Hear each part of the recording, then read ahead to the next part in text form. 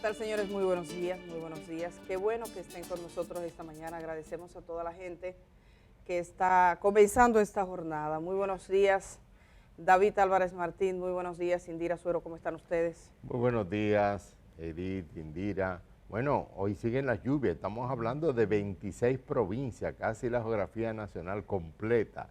Aunque en el Distrito Nacional, por lo menos en el recorrido que yo hago para venir al canal, esta mañana no estaba lloviendo, lloviznaba ligeramente, pero hay muchos testimonios de las provincias y de otras zonas de la capital donde ha seguido los aguaceros con mucha intensidad. Así es, lluvias y todavía dicen que se mantiene. La oficina de meteorología pronostica que vamos a tener todavía un poco de lluvia. Correcto. Se suponía que hoy terminaba, pero mañana tendremos un poquito. Hay que decir que mañana es la inauguración de la Feria Internacional del Libro. Sí, cierto. Esperemos que las lluvias nos interpongan. No, que colaboren con la cultura del libro. Pero mira, con esto de las aguas hay que tener en cuenta que hay una noticia que viene del Aeropuerto Internacional de las Américas, donde hay grandes filtraciones provocadas por la lluvia. No, bueno, no provocadas por la lluvia, por la mala construcción de la estructura, incluso en zonas recientemente construidas. Eso es muy serio, lo estamos encontrando en todo tipo de edificación, de que de repente ante los primeros aguaceros hay gran cantidad de filtración, sea por corrupción o sea por incapacidad de los ingenieros.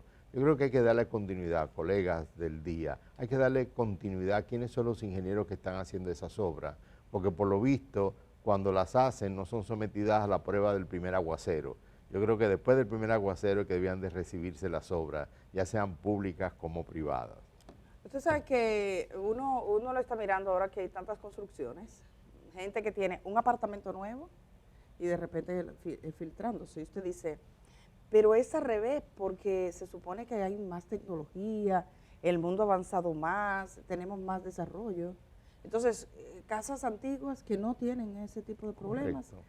Y hace sobre todo la carrera, y usted encuentra ese problema. ¿Cuánto dinero ha gastado República Dominicana en el Hospital Darío Contreras para que existan áreas del Darío Contreras donde aún se filtre el agua? Eso es una cosa increíble. Bueno, ahora están invirtiendo, dicen que van a entregar próximamente, pero el Darío Contreras, cuando aquí se investigue cómo han sido las construcciones de los hospitales y el costo que ha supuesto y lo que se ha invertido, dónde se ha ido. Bueno, como decía, no sí. Queda piedra sobre piedra. En las noticias que Junior Ramírez nos presentaba esta mañana, aparecía el hecho de que el gobierno está ofreciendo, oye bien, le vamos a llevar la cuenta, en 2 meses y medio la entrega del padre Villini.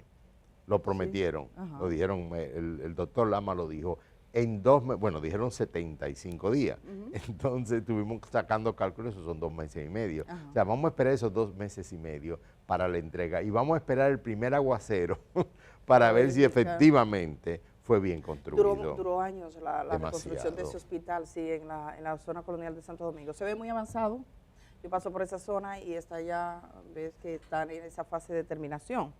Pero aquí, por ejemplo, el Hospital Darío Contreras, el doctor Leonel Fernández, en su gobierno, inauguró un área de emergencia. Un área de emergencia que usted la puede, yo ni la recordaba, uno la busca en los periódicos, el área de emergencia con todos los equipos. ¿Qué pasó cuando vino el gobierno de Danilo Medina para hacer otra nueva vez del hospital?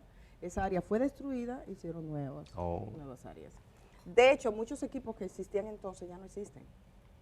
Hay equipos que no existen. Yo veía una declaración que divulga hoy el periódico Listín Diario, del doctor Mario Lama, conversando en el desayuno del Listín Diario, y que se refería al entorno hospitalario y a la situación que se presenta.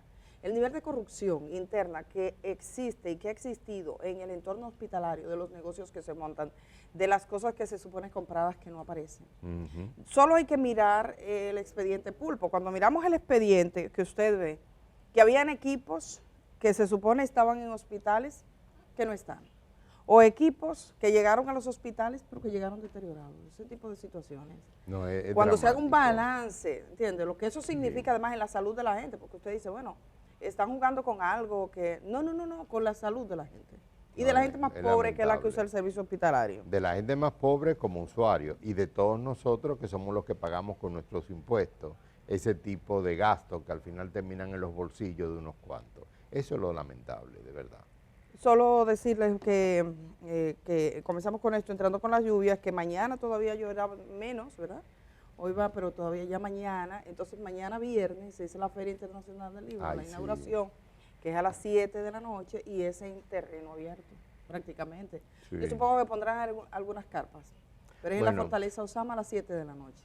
Sí, es en la Fortaleza Osama. Yo sé que hay varias estructuras que van a ser utilizadas a lo largo de la semana para, sobre todo, conferencias. Lo digo porque tengo dos y ambas me han remitido a la Academia Dominicana de la Ciencia. O sea, parece ser que van a aprovechar la Academia Dominicana de la Ciencia y otras infraestructuras para poder tener conferencias. Pero indudablemente la inauguración es en un espacio abierto, que ojalá la lluvia no dañe eso o que los organizadores tomen previsiones, sobre todo, como tú decías, Edith, para que tengan carpas que eviten que los asistentes puedan mojarse si las lluvias continúan de alguna manera. Supongo que animada por la lectura y las posibilidades de encontrar libros, Indira Suero, devoradora de libros.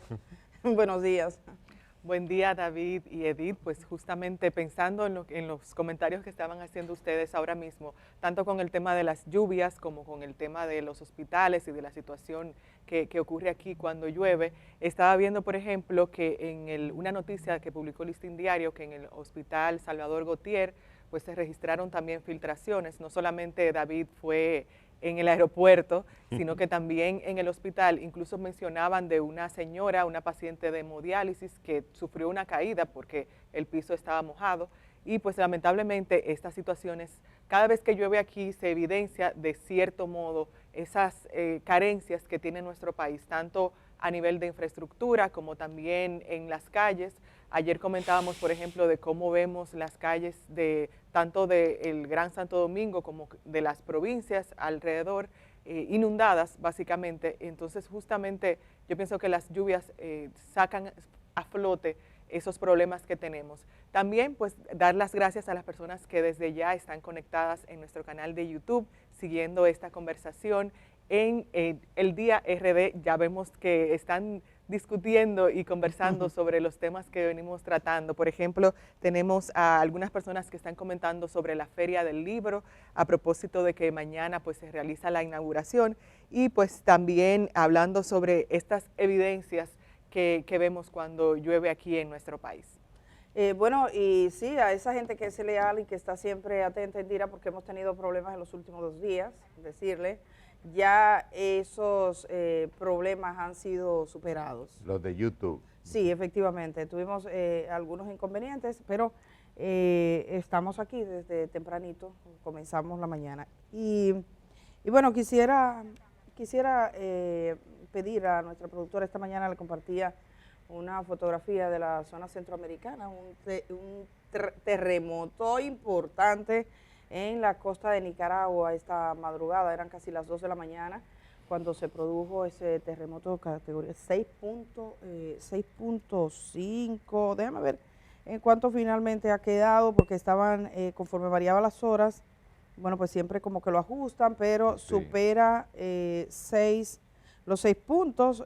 Lo único que fue en zona costera, dice que se sintió de manera muy fuerte en toda, por ejemplo, en Costa Rica, en El Salvador, y la gente de Nicaragua está reportando. Hemos estado mirando el diario La Prensa de Nicaragua, todavía no se reportan daños graves. Se cree que sí, que hay algunas zonas afectadas en el área costera. El 6.8 fue esta madrugada. Tenemos una diferencia horaria, pero fue esta madrugada, yo apenas me levanté a ver la primera noticia del Para día. Los amigos televidentes, tomen en cuenta que esto ocurrió en la costa del Pacífico, no en la costa del Caribe. Exacto. Y esto es importante porque la costa del Pacífico de todo el continente americano, desde Alaska hasta Chile, se le llama el cinturón de fuego, porque continuamente ocurren grandes sismos y está plagado de volcanes. Si se dan cuenta, toda esa zona constantemente hay erupciones volcánicas, en Centroamérica, Estados Unidos, Canadá y hacia el sur, Colombia, Ecuador, Perú, Chile, es el cinturón de fuego.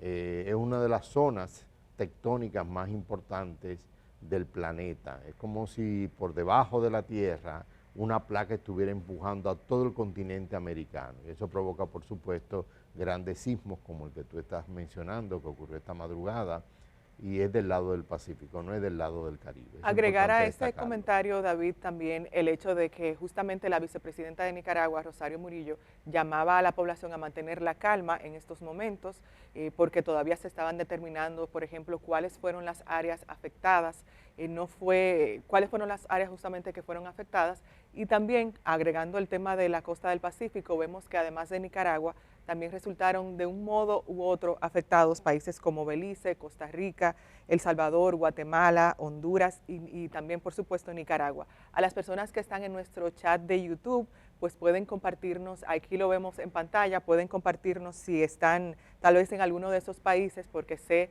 que tenemos personas que nos sintonizan desde diversas naciones.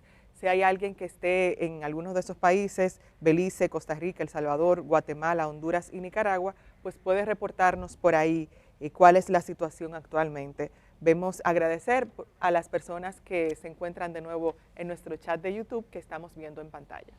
Entonces, nada, le agradecemos a la gente que está en sintonía a esta hora de la mañana y les recordamos a los que salen de casa que pueden seguir en sintonía con El Día, solo conectándose a su celular. Debo decir que a las 7 de la mañana, hora de Honduras, va a ser extraditado a los Estados Unidos el expresidente de ese país, ¿quién lo podría decir?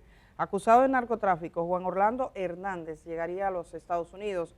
Honduras tiene 2 horas menos que nosotros, tenemos una diferencia horaria de 2 horas, es decir que sería con posterioridad a nuestra salida. Yo estuve verificando a ver si podíamos tener esas imágenes en vivo y ya es con posterioridad.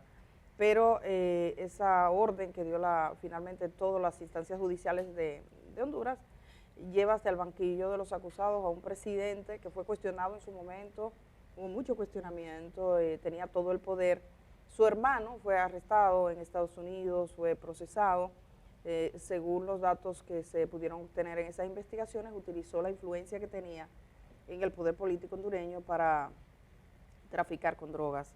De hecho, hay un narcotraficante que también rindió testimonio contra el expresidente, así que se va. En República Dominicana tenemos otro caso de extradición que está todavía pendiente. Ayer retiraban los cargos el Ministerio Público, que es el que se refiere a un hombre conocido como Julito Quilo, que tiene su área de influencia en la zona este del país. Había sido arrestado en una oportunidad, acusado de narcotráfico, posteriormente liberado, arrestado de nuevo, entonces con armas, y esta vez arrestado para ser enviado a los Estados Unidos. Se quejaba ante los jueces de la Suprema Corte de Justicia de las condiciones en que era tratado, cosa que posteriormente negaba la DNCD. Entonces, bueno, eso es lo que tenemos en ese ámbito judicial.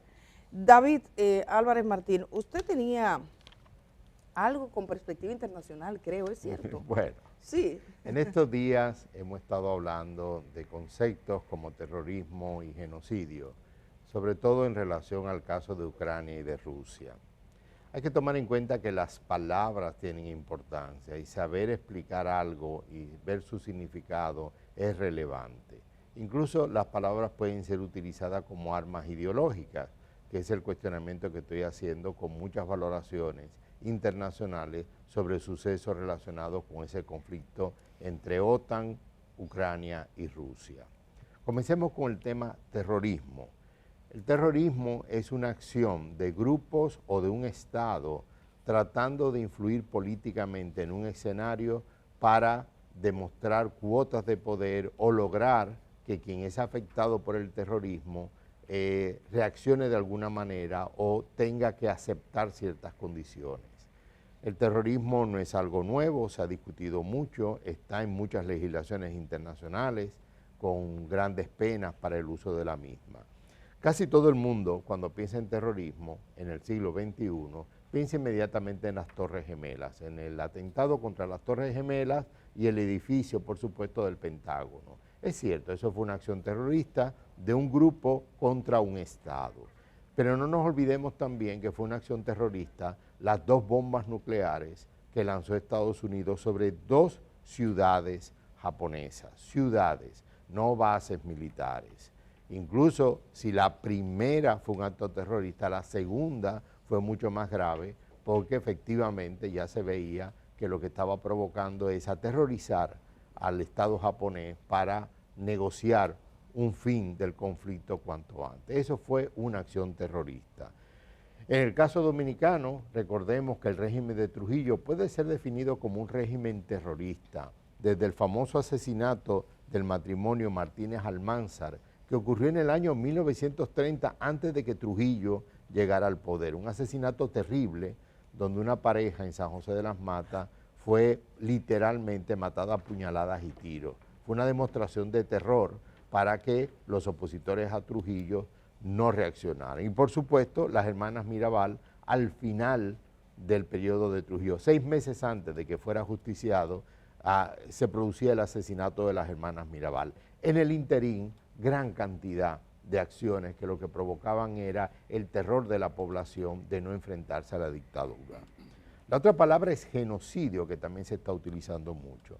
El genocidio es cuando un grupo, un Estado, decide hacer acciones para exterminar, eliminar o provocar el exterminio de poblaciones determinadas en función de criterios raciales, en función de criterios ideológicos, en función de criterios étnicos, es decir, se selecciona una población en particular y se desarrollan acciones para lograr su exterminio, su eliminación en el mediano y corto plazo. Y aquí volvemos de nuevo con que uno de los casos más famosos en la historia en el siglo pasado fue las políticas ejecutadas por el régimen nazi para eliminar la población judía y otros grupos también, en las cuales se crearon campos de concentración para irlos asesinando paulatinamente.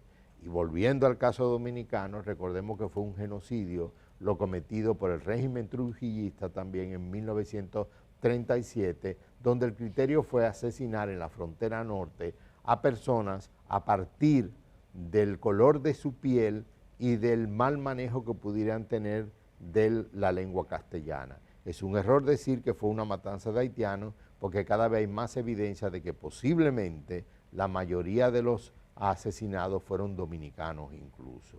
Esto es importante porque en los medios de comunicación tenemos que tener mucho cuidado con el uso de los conceptos. Y estos dos conceptos, terrorismo y genocidio, han sido empleados por muchas cadenas internacionales de manera incorrecta en el contexto del conflicto entre la OTAN, Ucrania y Rusia. Esa sería como mi observación sobre el uso de las palabras. Sí, que a veces uno se podría perder. Muchas gracias, David.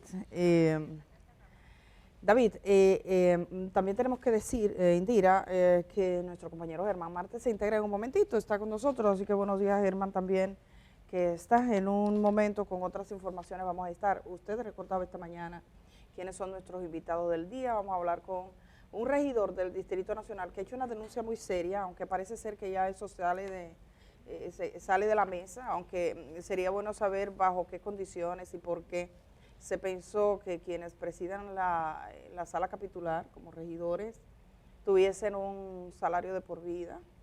Es como una costumbre que uno va a esa intención en distintos puntos del país y por mucho tiempo hay que estar siempre vigilantes, así que Mario Sosa va a estar esta mañana acá. También vamos a hablar con un grupo campesino que habla de un tema fundamental, usted yo creo que lo mencionaba el otro día, y un comentario de Chilora, que es la seguridad alimentaria. Sí, eso es fundamental. En el Caribe, para un adelanto, para que ustedes vayan buscando, República Dominicana, según parece, es el estado caribeño, sobre todo de las Antillas Mayores, con mayor nivel de seguridad alimentaria. No lo es Cuba, por razones que ustedes saben, no lo es Puerto Rico, por otras razones diferentes, y no lo es Haití, nuestro vecino, donde indudablemente las carencias de alimentos del hermano pueblo vecino de Haití es grave. República Dominicana de alguna manera es privilegiado dentro de ese entorno, pero eso no significa que hayamos logrado plenamente lo que debe ser el nivel de seguridad alimentaria de nuestro pueblo. Vamos a tener unas imágenes con José Cruz. Nuestras cámaras están en el entorno del río Sama, por el entorno del puente flotante. Mire cómo está eso. Wow, parece un campo. Ustedes ven, esos son las lilas, ¿eh? Sí. Las lilas, el Osama, un río que es un privilegio para cualquier ciudad, como hemos tenido, es un privilegio que Santo Domingo tenga un río que se ha convertido, decía alguien, en una cloaca urbana. Las lilas son una señal de contaminación. Hay gente que las ve y se alegra y dice, no, es una señal de que el río está contaminado. Esas plantas, que son flotantes, solamente prosperan en lugares de alto nivel de contaminación. Y contaminación, David, orgánica, en lo cual pues podría atribuirse tal vez también a las comunidades que viven a la orilla del río, que están cercanas a los ríos, y también imagino desechos que tiran algunas compañías y demás. Esto es muy preocupante porque justamente por el tema de contaminación, cuando hablamos de lilas, estas lilas son invasoras además y pues compiten por agua, por oxígeno, luz, con otras plantas y otros seres vivos también que están en el fondo del río. Entonces, sobre todo, es muy preocupante. Indira, los peces, o sea, donde hay tantas lilas normalmente no hay peces, porque efectivamente, como tú dices, toman bastante oxígeno y nutrientes del agua y le quita a los peces la posibilidad de desarrollarse. Y uno se pone a pensar, antes de pasar contigo, Edith, al menos yo desde que tengo uso de razón, siempre veo que siempre se está como que haciendo cosas para o intentos de ayudar al río Sama o de descontaminar el río Sama, pero siempre sigue como una constante ese río Sama sucio, lleno de desperdicios, de lilas y demás. Y es pues lamentable que hasta la fecha pues no se haya logrado. Sí sé de algunas iniciativas que se han empezado y demás, pero hasta la fecha no se ha logrado una descontaminación efectiva si nos ponemos a pensar en ello. Mira, el río Sama, que estaba leyendo a propósito de que como sabíamos que vamos a mandar las cámaras a río Sama hoy por las lilas que están, como ustedes ven, presionando sobre todo para el área de la barcaza, del puente flotante, son las que están bajando, buscando el mar, pues mirando el proyecto de restauración de la microcuenca del río Sama, porque hay varios proyectos en marcha, incluyendo proyectos públicos. Y se ubica este río como el cuarto más importante de la República Dominicana y uno de los más contaminados, junto con el río Isabela, el río Osama y el río Jaina. Y está vinculado sobre todo a que se lanzan directamente los desperdicios, todo lo que va a este río. Estas imágenes que nosotros estamos captando es en vivo a esta hora de la mañana, que además ahora el color propio de una temporada de lluvia, está bajando toda esa agua, pero miren todas las lilas. Ahí estamos mirando que han ido llegando hasta ese entorno. Cuando usted lo ve, se da cuenta. Eso es un grito de río. A ver que, señores, hay lugares, hay países que utilizan los ríos como una atracción turística. París. El río Sena. El río Sena. Usted que ha estado ahí, sentado, sí, usted se imagina que pueda existir negocios teniendo un río, una fuente de agua tan maravillosa. Tú sabes que no todas las ciudades tienen ese privilegio. En Europa, por ejemplo, en Barcelona, yo he estado muchas veces, me encanta esa ciudad, y tienen un río que se llama el río Besos, tal como lo que implica dar un beso, y un río pequeño relativamente. Y también ocurre en Madrid, que Madrid tampoco tiene ningún río significativo cerca, pero París es famoso por eso, y hay varias ciudades europeas que presumen de tener. Y es interesante, las zonas aledañas a esos ríos son zonas de alto valor en cuanto al terreno, donde hay restaurantes. Aquí es al revés. Aquí al revés. Todo el mundo huye de esa zona. Sí, eso es al revés. Y usted ve, por ejemplo, cuando usted llega a San Pedro de Macorís, su río atravesando. Sí, y entonces, yo recuerdo una noticia que había, una información de alguien que fue secuestrado y que le llevaban vendado, y él dijo que se dio cuenta que llegó, eso lo publicó un periódico, que llegó, que estaba en San Pedro de Macorís por el bajo del río. Por el bajo del río. Sí, por el mal olor para los extranjeros que estén de visita ahora por la Feria del Libro. Pero en Dominicana el bajo, sí, no hay otra forma de definir eso que pasa. Algunos dirían el hedor, pero aquí es bajo. El bajo. Dinos. Ahora que a propósito de eso que mencionas, de esa ciudad, por ejemplo, aquí nos hemos acostumbrado en cierto modo a vivir con la contaminación de todo tipo, tanto acústica, contaminación ambiental y demás. Hay lugares incluso que uno pregunta por una dirección y la gente le dice, por donde está la basura, Yo recuerdo que yo fui a una dirección y me preguntaban, me decían, ¿por dónde está la basura? Tú doblas a la izquierda. Y yo, bueno, y yo pensando, yo voy a encontrar la basura. Y justamente estaba ahí. Y también, agregando al tema de las lilas, vemos esa cantidad en estas imágenes que nuestro camarógrafo pues está presentando ahora, pero hay que recordar que hace unos días, bueno, justamente este 20 de abril, tanto la Armada Dominicana, el Ministerio de Obras Públicas, la Autoridad Portuaria, el Ministerio de Medio Ambiente y las alcaldías del Distrito Nacional y Santo Domingo Este, pues junto a la empresa que maneja el puente flotante, suspendieron el tránsito y abrieron paso para que las lilas, pues una parte de ellas pasara hacia el Mar Caribe. Es decir, que estamos viendo esa cantidad que está ahí, pero hay que tener en cuenta que hace poco se liberó una parte de esta gran cantidad de lilas que pues azota básicamente nuestro río Sama. Esa es una planta que favorece, por ejemplo, los mosquitos del dengue, la chikungunya que casi desaparece, pero sobre todo el dengue. La malaria, todo se favorece con un ambiente como el que tenemos ahí. Se estima que el río Sama recibe las aguas de 37 cañadas que desembocan directamente.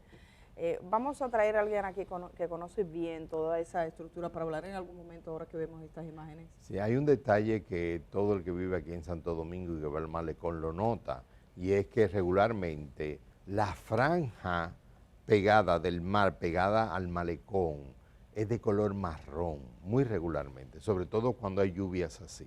Y la gente se pregunta por qué es marrón, y el azul se ve después de o sea, hay una franja azul que comienza después de esa franja marrón. Lo que pasa es que el río Sama al bajar tiene el rompeolas que obliga al cauce del agua a direccionarse para ir corriendo, para irse moviendo a lo largo de la costa. Sí. Entonces, miren la diferencia que hay, y todo el mundo lo ha notado, entre la costa camino del aeropuerto, unos azules preciosos, pero que ahí no, y en Santo Domingo ese color marrón, que solo desaparece después de que hay varios días sin lluvia, que por lo tanto el río no baja tan sucio. Entonces es curioso, tenemos del otro lado, justo del otro lado, entre Santo Domingo y el aeropuerto, una costa preciosa, y entre más con unos colores. Entre más te alejas, menos sí, contaminación. Porque correcto. Pero entre más te alejas... Pero de este lado es terrible, o sea, es una franja marrón. Entonces tampoco podemos utilizar el malecón permanentemente porque es desagradable tú sentarte en los chiringuitos que hay al lado del malecón y restaurantes incluso, sentarte a comer o lo que sea viendo un mar sucio de color marrón. Usted sabe que el río Sama está siendo sometido a esa zona, están tratando de limpiar y hay todo un proyecto con equipos especiales que aquí mostraron y que en algún momento tenemos que mostrar aquí. Hablaba con un funcionario vinculado al trabajo que se está haciendo. Sacan embarcaciones hundidas del fondo del lecho del río, pero una cosa que ha aparecido mucho son restos de cuerpos. Se encuentran un día con un brazo, otro día con una pierna, sí, con restos de cuerpos humanos.